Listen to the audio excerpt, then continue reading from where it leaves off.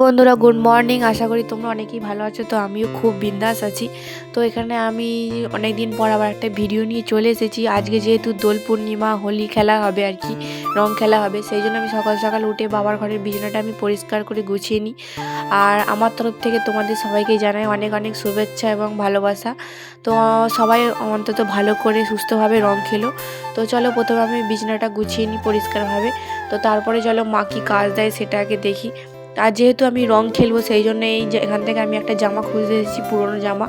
তো এই জামাটা খোঁজার পর মাকে দেখালাম। মা বললো না না, ভালো জামা পরতে হবে না, যত পুরনো, সব থেকে পুরনো জামা পরে হচ্ছে রং খেলতে হয় নাকি।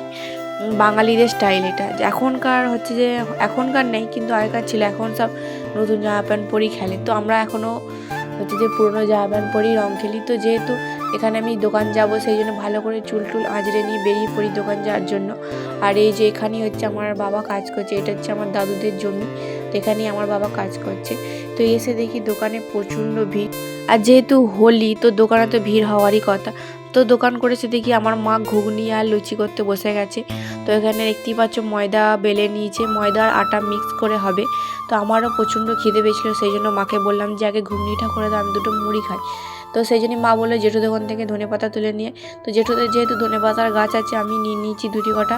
তো নিয়ে চলো মায়ের কাছে দিয়ে দিই, তারপরে মা রান্নাটা করে দিই ঘুগনি মুড়ি। তো আমার মুড়িটা খেতে হবে, নাহলে 9টা বেজে থেকে 10টা বেজে গেছে। তো আমার প্রচণ্ড হারে খিদে পায়, 9টার থেকে বেশি হয়ে গেছে। পড়ানে মায়ের যেহেতু কাজ ছিল তাই একটু দেরি হয়ে গেছে। তো মা এখানে লুচি ভাজছে আর আমি এখানে নিয়ে বসে পড়েছি ঘুগনি মুড়ি। তো চলো খেয়ে নিই আগে পেট পুরে, তারপর বাদবাকি কাজ পরে দেখা যাবে।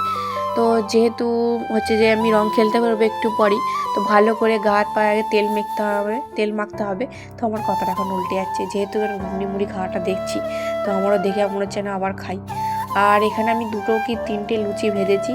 আর সেই মুহূর্তেই হাতে আমার তেল এমন ছিটকে এসে পড়ে গেছে, পুরো ফোসকা উঠে যাওয়ার অবস্থায়। তারপরে ফোসকাটা ওঠে আমি বরফ অ্যালোভেরা দিয়েছি। তো এখানে আমি বেরিয়ে পড়েছি হোলি খেলার জন্য। বেশ আমি এই জামাটাই পেয়েছি রং খেলার জন্য। তো এখানে চুলটা বেঁধে নিই। তো ভিডিওটা অনেক বড়ই হয়ে যাচ্ছে, তো নেক্সট পার্ট তোমাদেরকে আবার শেয়ার করছি।